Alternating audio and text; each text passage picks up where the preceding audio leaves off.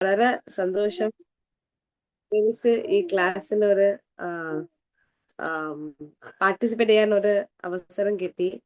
അധികൃതർ പ്രഭുവിനും ഗോവിന്ദരാജനും വളരെ അധികം താങ്ക് യു.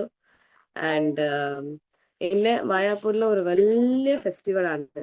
സോ ഞാൻ എന്നെ കുറിച്ച് പറയാം. എന്റെ പേര് അന്തരംഗ തുളസി ദേവിദാസി. ആൻഡ് ഞാൻ ഈ ശ്രീറാം മായാപൂരിൽ താമസിക്കുന്നുണ്ട്. ആൻഡ് ഇവിടെ ഹരേ കൃഷ്ണ.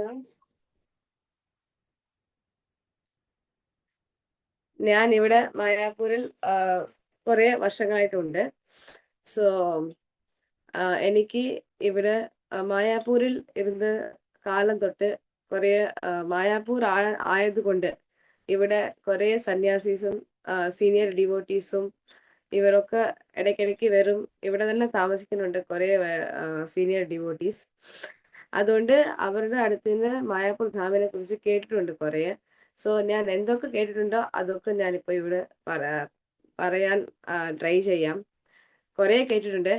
പക്ഷെ അതുകൊണ്ട് മായാപൂർ ധാം വളരെ സ്പെഷ്യലാണ്. അതിനെ കുറിച്ച് പറയാം. ജസ്റ്റ് തുടങ്ങാറായിട്ട് മായാപൂരിൽ ഇന്ന് എന്താ ഉത്സവം അത് തന്നെ ഫസ്റ്റ് പറയാം.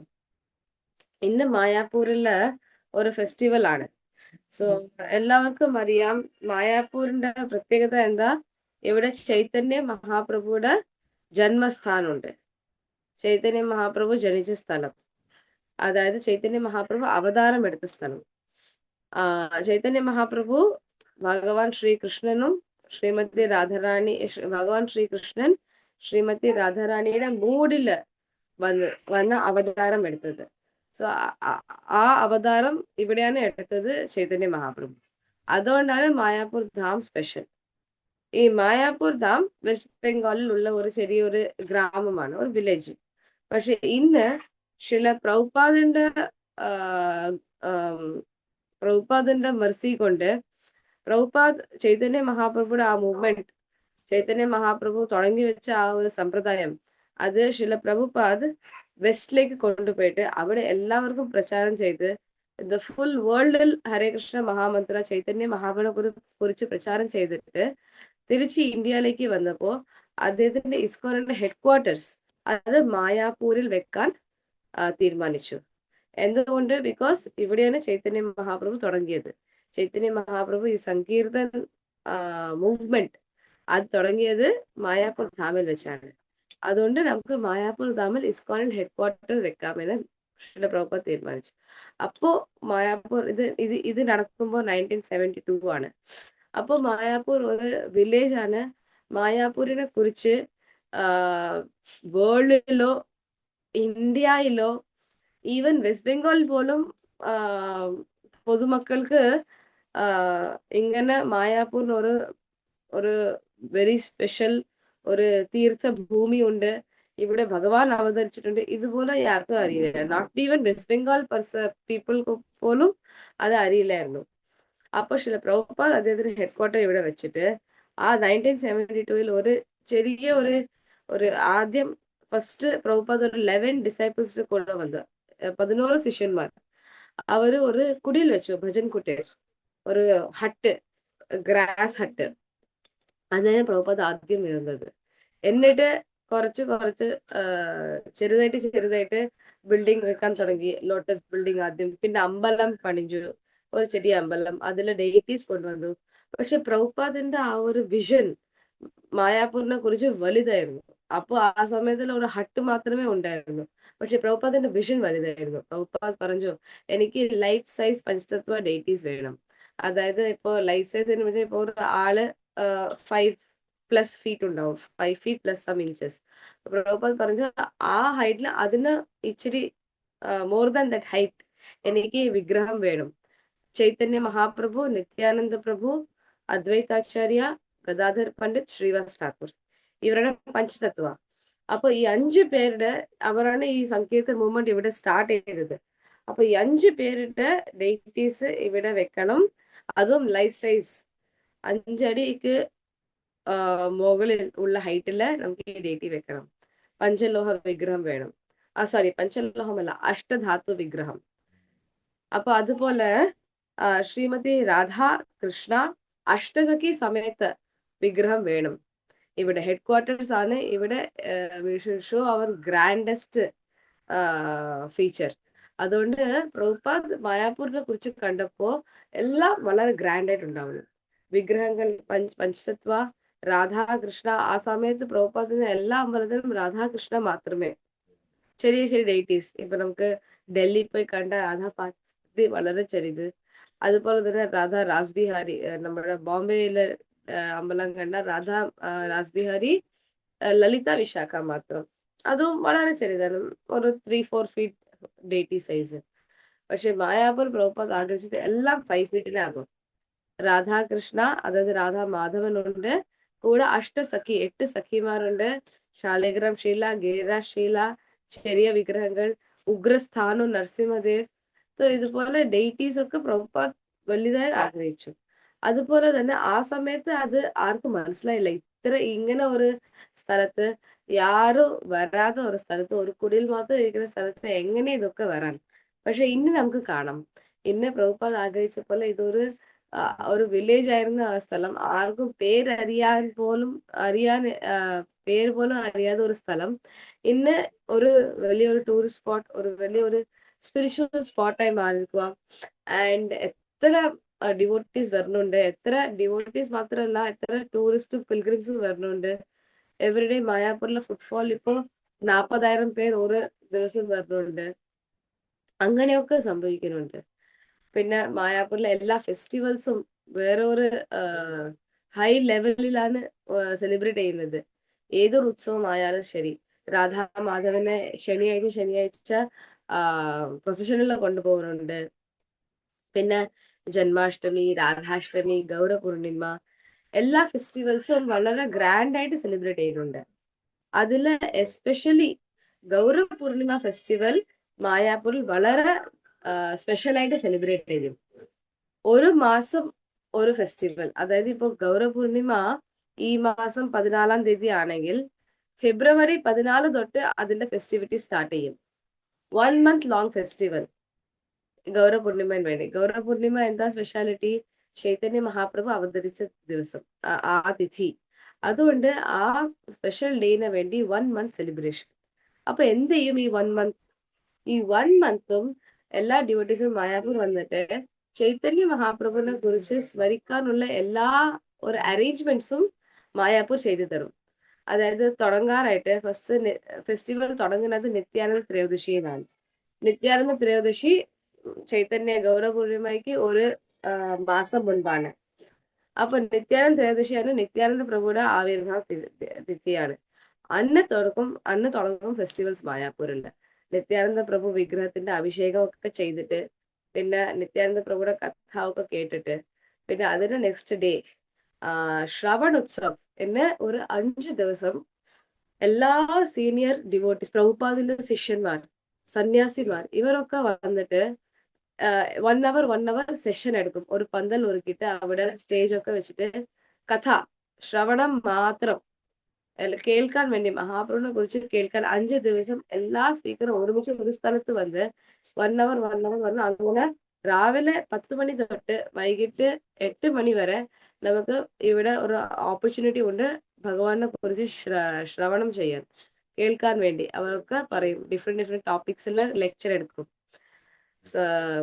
ഫോർ എക്സാമ്പിൾ ചൈതന്യ ചരിതാമൃത ലെക്ചർ എടുക്കും, അല്ലെങ്കിൽ ഭാഗവതവിന് ലെക്ചർ എടുക്കും. അങ്ങനെ അത് കേൾക്കാം. 5 ദിവസം വന്ന് പ്രസാദം, ഫ്രീ പ്രസാദം അതില് ഡിസ്ട്രിബ്യൂട്ട് ചെയ്യും. അപ്പൊ നമ്മുടെ ജോലി എന്താ? പന്തലിൽ ഇരിക്കുക, അവിടെ ചെയറുണ്ട്, ഫാനുണ്ട്, ഇരുന്നിട്ട് ശ്രവണം മാത്രം ചെയ്യുക. പ്രസാദം അവിടെ തന്നെ ഫ്രീ ആയിട്ട് കൊടുക്കുന്നുണ്ട്, കഴിക്കുക, തിരിച്ചു വരാ, കേൾക്കാം. അങ്ങനെ ഒരു ഫെസ്റ്റിവൽ ശ്രവണോത്സവം 5 ദിവസം. എന്നൊരു ശ്രവണോത്സവ ശേഷം കീർത്തൻ വേള. ഇത്ര ദിവസം കേട്ടില്ലേ ഭഗവാനെ കുറിച്ച്, ഇനി ഭഗവാന്റെ നാമം ജപിക്കാനായിട്ട് ഒരു അവസരം. അപ്പോ 3-4 ദിവസം കീർത്തൻ മേള ഉണ്ട്. അതിന് ഇതുപോലെ തന്നെ എല്ലാ സന്യാസിമാരും എല്ലാ സീനിയർ ഡിവോട്ടീസും നമ്മുടെ അമ്പലത്തിൽ പഞ്ചതത്വ വിഗ്രഹത്തിന് മുൻപ് ആ ഹാള് നന്നായിട്ട് ഡെക്കറേറ്റ് ചെയ്തിട്ട് എല്ലാ സ്ഥലത്തും നമ്മുടെ ആചാര്യന്മാർ ഹരിനാമത്തിനെ കുറിച്ച് എന്താണ് പറഞ്ഞിട്ടുള്ളത് അതൊക്കെ എഴുതി വെച്ചിട്ട് 3 സെറ്റ് ചെയ്തിട്ട് ഫുൾ ഡേ കീർത്തൻ മാത്രം. രാവിലെ 10 മണി തൊട്ട് വൈകിട്ട് 9 മണി വരെ ഓൺലി ഡൂയിങ് കീർത്തൻ. കീർത്തനൊക്കെ ചെയ്യും. നമുക്കൊക്കെ പോയി ഇരുന്ന് കീർത്തൻ കേൾക്കാം. ഭഗവാന്റെ നാമം പാടാം അവരുടെ കൂടെ. അങ്ങനെ ഒരു ഉത്സവം. ഈ ശ്രവൺ ഉത്സവം കഴിഞ്ഞു. പിന്നെ കീർത്തൻ മേള, കീർത്തനത്തിന്റെ മേള. കീർത്തൻ മേള കഴിഞ്ഞ ശേഷം ഇപ്പൊ എന്താ കേട്ടു, പിന്നെ കീർത്തനം ചെയ്തു. ഇനി ഈ മഹാപ്രഭുയുടെ ഇതൊരു ദിവ്യ സ്ഥലമാണ്. ഇവിടെ ഭഗവാൻ അവതരിച്ചിട്ടുണ്ട്. അതുകൊണ്ട് ഈ സ്ഥലത്തിന്റെ പരിക്രമ ചെയ്യും. അപ്പോ 7 ദിവസങ്ങൾ 7 ദിവസങ്ങൾ ഭക്തர்களൊക്കെ ഒരുമിച്ച് ഡിഫറെന്റ് ഗ്രൂപ്പില്, അതായത് ബംഗാളി ഒക്കെ ഒരു ഗ്രൂപ്പില്, ഇംഗ്ലീഷ് സ്പീക്കിംഗ് അല്ലെങ്കിൽ ഇന്റർനാഷണൽ ഡിവോട്ടീസ് ഒരു ഗ്രൂപ്പില്, പിന്നെ south Indian devotees Tamil, Telugu, Malayalam ഇതൊക്കെ പറയുന്ന ഭക്തൻ ഒരു ഗ്രൂപ്പില്, ഹിന്ദി ഗ്രൂപ്പ്, റഷ്യൻ ഗ്രൂപ്പ്, ഇങ്ങനെ ഒരു 6-7 ഗ്രൂപ്പായിട്ട് പിരിஞ்சു. ഓരോരോ ഗ്രൂപ്പിലും മിനിമം ഒരു 500-600 പേരെങ്കിലും ഉണ്ടാവും. ബംഗാളി ഗ്രൂപ്പൊക്കെ 3000 പേർ, 6000 പേർ അങ്ങനെ. ഇതൊക്കെ പിരിച്ചിട്ട് ഈ ഗ്രൂപ്പൊക്കെ ഡിഫറെന്റ് റൂട്ടില് ഈ നവദ്വീപ് ധാമിന്റെ പല ദിവ്യ ക്ഷേത്രങ്ങളൊക്കെ നടന്നു പോകും. വാക്കിംഗ്. ഓരോരോ ദിവസം 10 കിലോമീറ്റർ. ഒരു ദിവ്യ ഒരു ധാം, ഒരു തീർത്ഥമാണെങ്കിൽ അതിൽ മായാപൂർ ധാം എസ്പെഷ്യലി ഭക്തിവിനോദ് ഠാക്കൂർ പറയുന്നുണ്ട്, ഇവിടെ ഓരോരോ സ്റ്റെപ്പ് എടുത്ത് വെച്ചാൽ അത് വളരെ സ്പെഷ്യൽ. അശ്വമേധ യാഗത്തിന് സമാനമാണ്.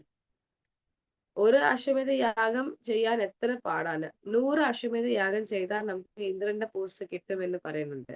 ശാസ്ത്രത്തിൽ പറയുന്നത് ഇന്ദ്രന്റെ പോസ്റ്റ് വേണമെങ്കിൽ 100 അശ്വമേധ യാഗം ചെയ്യണം. ഭക്തിവിനോദ് ഠാക്കൂർ പറയുന്നുണ്ട്, മായാപൂരിൽ ഓരോരോ അടി എടുത്തു വെച്ചാലും അത് ഒരു അശ്വമേധ യാഗത്തിന് സമമാണ്. അത്ര സ്പെഷ്യൽ ആണ് ഈ മായാപൂർ ധാമിന്റെ ഭൂമി, മണ്ണ്. അതുകൊണ്ട് പരിക്രമ ചെയ്യും.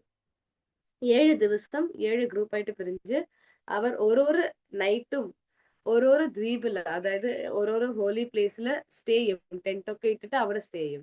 എന്നിട്ട് നെക്സ്റ്റ് ഡേ അവിടെ നിന്ന് സ്റ്റാർട്ട് വാക്കിംഗ്. അങ്ങനെ പരിക്രമ ചെയ്തിട്ട് ഈ ദിവസമാണ് എല്ലാ ഗ്രൂപ്പും തിരിച്ച് മായാപൂരിൽ എത്തുന്നത്. അപ്പൊ ഈ ദിവസത്തിന്റെ പേര് മഹാമിലൻ ഇന്ന്. അപ്പൊ ഇപ്പൊ ഒരു 7 മണി അങ്ങനെ എല്ലാ ഗ്രൂപ്പും ബംഗാളി, ഹിന്ദി, റഷ്യൻ, ഇംഗ്ലീഷ് ഇവരൊക്കെ ഓരോ ദിവസം ഓരോ സ്ഥലത്തേക്ക് പോയിട്ടുണ്ട്. ആൻഡ് 7 ദിവസത്തിന് മുൻപ് മായാപൂരിന് വിട്ടു. ഇപ്പൊ 7 ദിവസം കഴിഞ്ഞ് എല്ലാ ഗ്രൂപ്പും ഒരുമിച്ച് മായാപൂരിൽ എത്തുന്നുണ്ട്. എത്തി എല്ലാവരും ഒരു വലിയ പന്തൽ ഇവിടെ ഉണ്ട്, ഒരു ഓപ്പൺ ഗ്രൗണ്ട്. അവിടെ എല്ലാവരും വന്നിട്ട് എന്ത് ചെയ്യും, ഭക്തിവിനോദ് ഠാക്കൂർ പറഞ്ഞതുപോലെ ഭക്തിവിനോദ് ഠാക്കൂർ പറഞ്ഞിട്ടുണ്ട്, നമ്മുടെ ഒരു പൂർവിക ആചാര്യൻ ഭക്തിവിനോദ് ഠാക്കൂർ പറയുന്നുണ്ട്, ഈ മായാപൂർ ധാമില് അതായത് വൈറ്റ്സ് ആൻഡ് ബ്ലാക്സ്, അതായത് വെസ്റ്റേണേഴ്സ്, ഫോറിനേഴ്സ് വൈറ്റ് ബോഡി, പിന്നെ ബ്ലാക്ക് ബോഡി, പിന്നെ ഇന്ത്യൻസ് ബ്രൗൺ ബോഡീസ്, ഇവരൊക്കെ അവരുടെ ആ ഒരു ബോഡിയിലെ ഡിഫറൻസ്, ശരീരമായിട്ടുള്ള ഡിഫറൻസ് ഉണ്ട്. നീ ഒരു വെസ്റ്റേണർ ആണ്, you are rich, I M poor, നീ വൈറ്റ് ആണ്, ഞാൻ ബ്ലാക്ക് ആണ്. അപ്പൊ ആ ഒരു ഡിഫറൻസ് ഒക്കെ മറന്നിട്ട് എല്ലാവരും എല്ലാവരെയും ഒരു കണ്ണായിട്ട് ഒരു സെയിം ഐസ് എല്ലാവരെയും കണ്ട് എല്ലാവരും ഒന്നാണെന്ന് മനസ്സിലായി എല്ലാവരും ഒരുമിച്ച് ഭഗവാന്റെ ഭക്തനായിട്ട് ഗൗരംഗ മഹാപ്രഭുടെ നാമം പറയും. ഭക്തിവിനോദ് ഠാക്കൂർ പറയുന്നുണ്ട്, ജയ സച്ചിനന്ദന ഗൗരഹരി. മഹാപ്രഭുവിന്റെ ഈ നാമം പറഞ്ഞ് എല്ലാവരും ചേർന്ന് ഡാൻസ് ചെയ്യും. ആ ഒരു വിഷ് നമുക്ക് ഇന്ന് നേരിട്ട് കാണാം. ക്ലാസ്സിന് ശേഷം എല്ലാവരും മായാപൂർ ടിവിയിലെ ലൈവ് കണ്ടാൽ അറിയാം. എല്ലാ ഡ്യൂട്ടീസും വന്ന് മാതാജിമാരെ കെട്ടിപ്പിടിച്ച് മാല അണിഞ്ച് ജയ സച്ചിനന്ദൻ ഗൗരഹരി പറയും. അതുപോലെ പ്രഭുസും ബ്രഹ്മചാരീസും ഒക്കെ ചെയ്യും. പിന്നെ സന്യാസിമാരൊക്കെ ഈ ചെറിയ ടോക്ക് ചെറിയതായിട്ട് ഇത് പറയും മഹാപ്രഭുവിനെ കുറിച്ച് ഇച്ചിരി ഗ്ലോറീസ്. അത് മാത്രല്ല ഈ 7 ഗ്രൂപ്പിനും ഈ 7 ദിവസത്തിന്റെ പരിക്രമയിൽ ഓരോ ഗ്രൂപ്പും ഓരോരോ ഗൗർണിതായ് വിഗ്രഹങ്ങളുണ്ട്. അവരെ പല്ലക്കില കൊണ്ടുപോകും. ഗൗർണിതായ് ആദ്യം പരിക്രമയില് ഫസ്റ്റ് ഗൗർണിതായ് പല്ലക്കില പോകും പ്രഭുപാദിന്റെ വിഗ്രഹത്തിന് കൂടെ. അതിന് പുറകില് സന്യാസിമാർ കീർത്തൻ ചെയ്തുകൊണ്ട് കീർത്തൻ മൈക്കൊക്കെ വെച്ച് കീർത്തൻ ചെയ്യും. പ്രഭൂസ് പിന്നെ മാതാജീസ്. ഇങ്ങനെയാണ് പരിക്രമ പോകുന്നത്.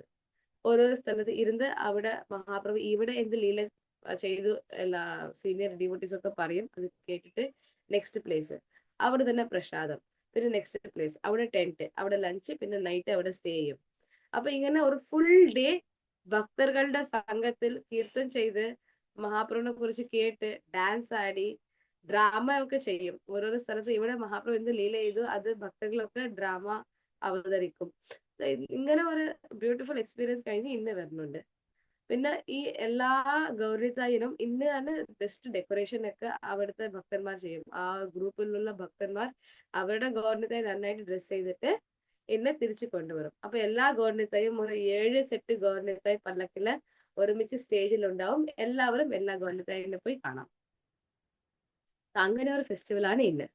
പിന്നെ എല്ലാവരും സോ ഇതാണ് ശില പ്രഭുപാദ് ആഗ്രഹിച്ചത്. മായാപൂർ എന്ന് പറഞ്ഞ പ്രഭുപാദ് പറഞ്ഞു, what United Nations has failed we will achieve. So United Nations, United സ്റ്റേറ്റ്സിൽ നമുക്ക് കാണാം അവർ അവരുടെ കീഴിൽ കുറെ സ്റ്റേറ്റ് ഉണ്ട്, കുറെ രാജ്യമുണ്ട്. അതൊക്കെ അവർ പറയുന്നത് വി ആർ യുണൈറ്റഡ്, നമ്മളൊക്കെ ഒരുമിച്ച് ഒരു ഗവൺമെന്റിന്റെ കീഴിലാണ്. പക്ഷെ നിങ്ങൾ യുണൈറ്റഡ് സ്റ്റേറ്റ്സ് പോയി കണ്ടാൽ അവിടെ എല്ലാ രാജ്യത്തിനും തനി ഫ്ലാഗ് ഉണ്ട്. എല്ലാ ഫ്ലാഗ് ഇങ്ങനെ സ്ട്രെയിറ്റ് ലൈൻ ഉണ്ടാവും. അപ്പോ അവർ ഡിഫറൻസ് കാണുന്നുണ്ട്. ഒരു രാഷ്ട്രമെങ്കിൽ ഒരു ഫ്ലാഗ് ഉണ്ടാവണം. യുണൈറ്റഡ് നേഷൻ ആണെങ്കിൽ അവർ ഇന്നും സ്ട്രഗിൾ ചെയ്യുന്നുണ്ട് ആ ഒരു യുണൈറ്റഡ്നെസ്, ആ ഒരു ടുഗെദർനെസ് കൊണ്ടുവരാൻ. നമ്മളൊക്കെ ഒരുമിച്ച് കോപ്പറേറ്റ് ചെയ്ത് പോവാം. അത് ഇന്നും യുണൈറ്റഡ് നേഷൻസിനെ അച്ചീവ് ചെയ്യാൻ കഴിഞ്ഞിട്ടില്ല. അവർക്ക് ഡിഫറെന്റ് ഫ്ലാഗ്സ് ഉണ്ട്. അപ്പൊ പ്രഭുപാദ് പറഞ്ഞു അവിടെ യുണൈറ്റഡ് നേഷൻസ് ഫെയിൽ ചെയ്തു. പക്ഷെ ഈ മായാപൂർ ആണ് ശരിക്കുമുള്ള യുണൈറ്റഡ് നേഷൻസ്. ഇവിടെ നമുക്ക് കാണാം എല്ലാ കൺട്രിയിലും വന്ന ഡിവോട്ടീസ് ഒരു ഡിഫറൻസും ഒത്തരൊത്തരുടെ കാണാതെ അവർ ഒരുമിച്ച് അവർ ഭഗവാനുടെ സേവ ചെയ്യുന്നുണ്ട്. അപ്പൊ ഇന്ന് മഹാബലി നമുക്കത് നേരിട്ട്, അതായത് ലിറ്ററലി നമുക്ക് കണ്ണു മുമ്പിൽ കാണാം. എല്ലാ ഡിവോട്ടീസും അങ്ങനെ പറയും. ഇപ്പം കീർത്തൻ ഇവിടെ എനിക്ക് കേൾക്കാം, ഓരോ ഗ്രൂപ്പും വരുന്നുണ്ട് തിരിച്ച് ഓരോ റൂട്ടിലും. ഇപ്പൊ മായാപൂർ ഇത്ര വലുതാണ്. മായാപൂർ നമ്മുടെ ഇസ്കോൺ ക്യാമ്പസ് മായാപൂരിന് കിട്ടത്തட்ட ഒരു 10 ഗേറ്റ് ഉണ്ട്. അപ്പോ ക്യാമ്പസിന്റെ gate different, main gate, back gate, parking gate, അങ്ങനെ ഗേറ്റ് ഉണ്ട്. അപ്പൊ ഇന്ന് ഓരോരോ പരിക്രമ ഗ്രൂപ്പും മാനേജ്മെന്റ് അങ്ങനെ തീരുമാനിച്ചിട്ട് ഗ്രൂപ്പ് എ ഗേറ്റ് നമ്പർ 1 വരും, Tamil group, South Indian group പുറകു വശത്ത് ഗേറ്റിന് വരും. അപ്പൊ നമുക്ക് ഏതെങ്കിലും ഒരു ബിൽഡിങ്ങിന്റെ മുകളിൽ പോയി കണ്ടാൽ നമുക്ക് എല്ലാ ഗ്രൂപ്പിന്റെയും മഹാമിലൻ, എല്ലാ മീറ്റിംഗ് നമുക്ക് കാണാം. അങ്ങനെ ഒരു ഫെസ്റ്റിവൽ ആണ് ഇന്ന് മായാപൂരിൽ. ഇപ്പൊ ഇതിന് ശേഷം എന്താണ്, ഇപ്പൊ നവദീപ് പരിക്രമ 7 ദിവസം കഴിഞ്ഞ് മഹാമിലൻ. ഇന്ന് തൊട്ട് ഇവിടെ ഒരു സ്റ്റേജ് ഉണ്ട്, അവിടെ കൾച്ചറൽ പ്രോഗ്രാം തുടങ്ങാണ്. അപ്പൊ എല്ലാ ഭക്തர்களுം ഇവിടെ ഉണ്ട്. അപ്പൊ ഏതെങ്കിലും ഭക്തர்கள் അവരുടെ കുട്ടികൾക്ക് ഡാൻസ്, പാട്ട്, ഡ്രാമ ഒക്കെ ചെയ്യണമെങ്കിൽ അവിടെ വന്ന് ചെയ്യാം, എല്ലാ ഭക്തർക്കും കാണാം. അത് ഇന്ന് തുടങ്ങുന്നുണ്ട് കൾച്ചറൽ ഫെസ്റ്റിവൽ. പിന്നെ ഈ ഗൗരവപൂർണിമ സമയത്ത്, ഈ ഫെസ്റ്റിവലിന്റെ സമയത്ത് ശ്രീധാം മായാപൂരിൽ വർഷം ഫുള്ളായിട്ട് എന്തൊക്കെ ഫെസ്റ്റിവൽസ് നടക്കുന്നുണ്ടോ അതൊക്കെ ഒരു ഗ്ലിംസ് പോലെ ഇപ്പൊ കാട്ടും. ഇപ്പോ ഈ ഫോർ എക്സാമ്പിൾ ഇന്ന് രഥയാത്ര നമ്മുടെ ജൂലൈ മാസത്തിൽ ഉണ്ടാവും. അപ്പോ അവിടെ മായാപൂർ രഥയാത്ര ജഗന്നാഥനെ വെച്ച് ചെയ്തിട്ടുണ്ട്. അപ്പോ ആ രഥയാത്ര ഇന്ന് ഒരു ചെറിയ രഥയാത്ര. സോ എല്ലാ ഡിവോട്ടീസും പല പല സ്ഥലത്തിന് ഗൗരവപൂർണിമ വേണ്ടി വരുന്ന സമയത്ത് അവർക്ക് മായാപൂരിൽ വർഷം ഫുള്ളായിട്ട് എന്തൊക്കെ ഫെസ്റ്റിവൽ ഉണ്ടാവും, എങ്ങനെ ഉണ്ടാവും, അതൊക്കെ കാണാൻ ഒരു അവസരം. അതുപോലെ ബോട്ട് ഫെസ്റ്റിവൽ, ശ്രീ രാധാ മാധവ് ചെറിയ വിഗ്രഹത്തിന് പ്രഭുപാദ് സമാധിയിൽ ഞങ്ങൾക്ക് ഒരു ചെറിയ പോണ്ട് ഉണ്ട്. അപ്പൊ അവിടെ ഒരു ബോട്ട് വെച്ച് നന്നായിട്ട് ആ ബോട്ടിനെ അലങ്കാരം ചെയ്തിട്ട് അതിൽ രാധാകൃഷ്ണ വെച്ചിട്ട് ബോട്ട് ഫെസ്റ്റിവൽ ചെയ്യും. ഈ ഉത്സവം നടക്കുന്നത് എപ്പോഴും ഏപ്രിൽ മാസത്തിലോ മെയ് മാസത്തിലോ സമ്മർ സമയത്ത് ചൂടുണ്ടാവും. അപ്പൊ രാധാമാധവിന് ഇങ്ങനെ ഒരു ഫെസ്റ്റിവൽ ഉണ്ടായി, അത് നന്നായിട്ടുണ്ടാവും. ഒരു പല്ലക്കില് കൊണ്ടുപോയിട്ട് ബോട്ടില് കൂലാവും. അതിനു വേണ്ടി ആ സമയത്താണ് ബോട്ട് ഫെസ്റ്റിവൽ ചെയ്യുന്നത്. ആചാര്യന്മാർ പറഞ്ഞിട്ടുണ്ട് രാധാകൃഷ്ണ വിഗ്രഹത്തിന് ചൂടുള്ള സമയത്ത് ഇങ്ങനെ ഒരു ഉത്സവം ചെയ്യണം. അപ്പൊ ആ സമയത്താണ് ഇത് ചെയ്യുന്നത്. പക്ഷെ ഇപ്പോ നാളെ ഈ ഫെസ്റ്റിവൽ ഉണ്ട്. അതുപോലെ മായപ്പൂരിൽ എന്തൊക്കെ ഫെസ്റ്റിവൽ ഉണ്ട്, ഗംഗാ പൂജ, ബോട്ട് ഫെസ്റ്റിവൽ, പിന്നെ ഈ ശനിയാഴ്ച പ്രൊസഷൻ, ഇതൊക്കെ ഇപ്പോ നെക്സ്റ്റ് ഉണ്ടാവും. അതുപോലെ പിന്നെ ഇപ്പോ ഏകാദശി വരും. നാളെയും മറ്റന്നാളും ഏകാദശി ഉണ്ട്. അതിന്റെ അതിനപ്പുറം വരുന്ന ദ്വാദശിയാണ് ശ്രീ മാധവേന്ദ്ര പൂരിപാദ്, നമ്മുടെ ഈ സമ്പ്രദായത്തിന്റെ ഒരു മെയിൻ ആചാര്യ. അതായത് ചൈതന്യ മഹാപ്രഭുവിന്റെ ഗുരു, ചൈതന്യ മഹാപ്രഭുവിന്റെ ഗുരുവാണ് ഈശ്വരപൂരി, അദ്ദേഹത്തിന്റെ ഗുരുവാണ് മാധവേന്ദ്രപൂരി. മാധവേന്ദ്രപൂരിയാണ് ആദ്യം രാധാകൃഷ്ണാവിന്റെ പൂജ, രാധാകൃഷ്ണാവിനെ എങ്ങനെ ഭക്തി ചെയ്യണം അത് ഈ ലോകത്തിൽ ആദ്യം പറഞ്ഞത് മാധവേന്ദ്രപൂരിയാണ്. അപ്പൊ അദ്ദേഹമാണ് നമ്മുടെ ഈ ഗൗഡിയ സമ്പ്രദായത്തിന്റെ ഒരു സ്റ്റാർട്ടിങ് പോയിന്റ്. അപ്പൊ ആ മഹാ ആചാര്യന്റെ ഡിസപ്പിയറൻസ് ഡേ, അദ്ദേഹം ഭഗവത് ധാമിലേക്ക് തിരിച്ചു പോയ ദിവസങ്ങളാണ്. അപ്പോ അന്ന് അദ്ദേഹത്തിന്റെ ശിഷ്യനായ അദ്വൈത ആചാര്യ, ഇതൊക്കെ 500 ഇയേഴ്സിന്റെ മഹാപ്രഭുയുടെ കാലത്താണ്. ആ കാലത്ത് അദ്ദേഹം അന്തർധാനം ചെയ്ത് ഈ ലീലയൊക്കെ എൻഡ് ചെയ്ത് ഭഗവത് ബാക്ക് ടു ഗോഡ് പോയ ശേഷം അദ്ദേഹത്തിന്റെ ശിഷ്യനായ അദ്വൈത ആചാര്യ അദ്ദേഹത്തിന്റെ ഗുരുവിന്റെ സ്മരണയിൽ ഒരു ഫെസ്റ്റിവൽ സ്റ്റാർട്ട് ചെയ്തു. അതിന് ശാന്തിപൂർ ഫെസ്റ്റിവൽ എന്ന് പറയും. ഈ ഫെസ്റ്റിവൽ ഉത്സവം നടക്കുന്നത് ശാന്തിപൂർ, മായാപൂരിന് ഒരു 50 കിലോമീറ്റർ. അവിടെ ഒരു വലിയ ഫെസ്റ്റിവൽ ഉണ്ടാവും. ചൈതന്യ മഹാപ്രഭു അന്ന് അദ്വൈതാചാര്യ ആ ഉത്സവം ചെയ്യുമ്പോൾ അന്ന് അവിടെ ഉണ്ടായിരുന്നു. എന്നിട്ട് പറഞ്ഞു, ഈ ഉത്സവത്തിൽ എന്ത് ഉത്സവം? പ്രസാദ ഉത്സവം. അദ്വൈതാചാര്യ എല്ലാവരും വിളിച്ചിട്ട് പ്രസാദം ഡിസ്ട്രിബ്യൂട്ട് ചെയ്ത് എല്ലാവരും ഹരിനാമം ചെയ്തു. അപ്പോ ചൈതന്യ മഹാപ്രഭു പറഞ്ഞു, ഇന്നത്തെ ഈ ദിവസത്തിൽ ഈ ശാന്തിപൂരിൽ വന്ന് ആരൊക്കെ പ്രസാദം സർവീസ് ചെയ്യുന്നോ, പ്രസാദം പരിമാറണോ, അല്ലെങ്കിൽ പ്രസാദം കഴിക്കുന്നുണ്ടോ, അവരെല്ലാവർക്കും കൃഷ്ണപ്രേമ കിട്ടും എന്ന് മഹാപ്രഭു പറഞ്ഞു. അന്ന് തൊട്ട് ഇന്ന് വരെ 500 ഇയർ കഴിഞ്ഞു. എന്നാലും ആ ദിവസത്തിൽ ആ ഫെസ്റ്റിവൽ ഇന്നും നടക്കുന്നുണ്ട്. ഇസ്കോൺ ഇപ്പൊ പോയി ചെയ്യുന്നുണ്ട് അവിടെ ഫെസ്റ്റിവല്. നമ്മുടെ മായാപൂരിന് വലിയ വലിയ ഡ്രംസ് ഒക്കെ കൊണ്ടുപോയിട്ട് അവിടെ കിച്ചടി അത്ര പേർക്ക് മായാപൂർ ടീം കുക്ക് ചെയ്ത് സെർവ് ചെയ്യും. എല്ലാ അവിടുത്തെ ആ ഗ്രാമ മക്കള്, ഫ്രം അടുത്തടുത്ത് വില്ലേജ്, ഒരേ 1000 പേർ അവിടെ വന്ന് പ്രസാദം കഴിച്ചിട്ട് പോകും. ആൻഡ് ഡിവോട്ടീസ് ഒക്കെ ഫൈറ്റ് ചെയ്യും. എന്തിനു വേണ്ടി? സർവീസ് ചെയ്യാൻ വേണ്ടി. ഒരു വലിയ ലൈൻ ഉണ്ടാവും. അത് പ്രസാദത്തിനല്ല, ഈ പ്രസാദം സർവ് ചെയ്യാൻ വേണ്ടി. അന്ന് സർവീസ് ചെയ്യുന്നതും അത്ര സ്പെഷ്യൽ ആണ്. അങ്ങനെ ഒരു ഫെസ്റ്റിവൽ ഉണ്ടാവും. എന്നിട്ട് ആ ദ്വാദശി കഴിഞ്ഞിട്ട് കൾച്ചറൽ പ്രോഗ്രാം, പിന്നെ ഗംഗാ പൂജ ഉണ്ടാവും. പിന്നെ ഒരു അവസരം നമ്മുടെ ഇവിടെ ഗംഗ ഉണ്ട്. സോ ഏതെങ്കിലും വ്യക്തിയുടെ ഏതെങ്കിലും റിലേറ്റീവ് മരിച്ചിട്ടുണ്ടെങ്കിൽ അവരുടെ ആഷസ്, അവരുടെ അസ്ഥി കൊണ്ടുവന്ന ഇവിടെ ഒരു ഫെസ്റ്റിവൽ, ഒരു ഡേ ഉണ്ട്. അന്ന് എല്ലാവരും ഒരുമിച്ച് പോയിട്ട് അവിടെ മന്ത്രമൊക്കെ പറയും.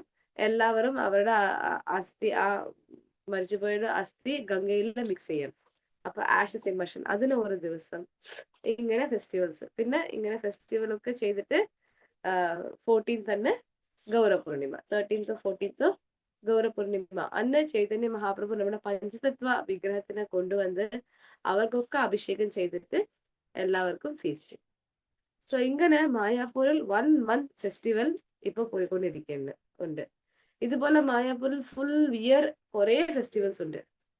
സോ അതാണ് മായാപൂരുടെ ഒരു സ്പെഷ്യാലിറ്റി. എപ്പോഴും ഫെസ്റ്റിവൽസ്. ഇതൊക്കെ തുടങ്ങിയപ്പോ ഇവിടെ ഒന്നും ഇങ്ങനെ ഉണ്ടായിരുന്നില്ല. പ്രഭുപാദിന്റെ, അതായത് ഒരു ആചാര്യന്റെ ആ ഒരു പവർ ഉണ്ട്. അവർ ഒന്ന് തീരുമാനിച്ചാൽ, അവർ ഒന്ന് മനസ്സിലെടുത്താൽ അത് അവരിന് വേണ്ടി ഭഗവാൻ തന്നെ ഫുൾഫിൽ ചെയ്യും.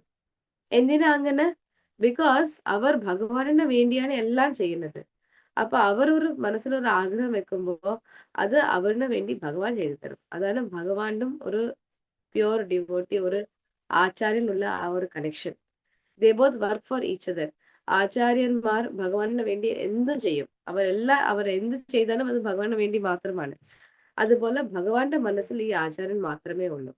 അദ്ദേഹത്തിന് വേണ്ടിയാണ് ഭഗവാനും എല്ലാം ചെയ്യുന്നത്. സോ ഇങ്ങനെയുള്ള ആചാര്യൻ ഭഗവാന്റെ ആ റിലേഷൻ ആണ് നമ്മൾ അടുത്ത് വരുന്ന ക്ലാസ്സിലൊക്കെ നമുക്ക് കാണാം.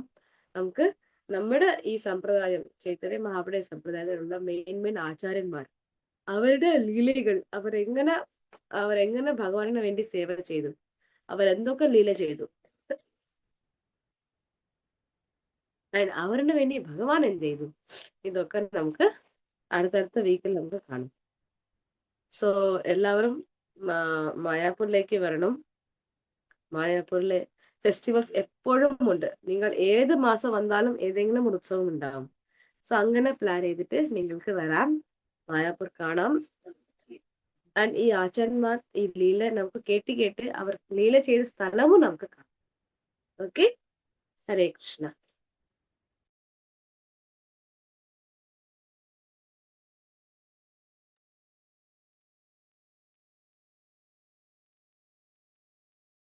ആർക്കെങ്കിലും എന്തെങ്കിലും ഡൗട്ട് ഉണ്ടോ, അല്ലെങ്കിൽ വേറെ എന്തെങ്കിലും ഞാൻ പറയണം?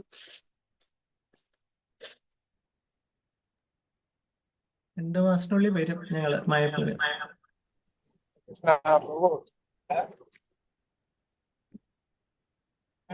അറിയോ പ്രഭു?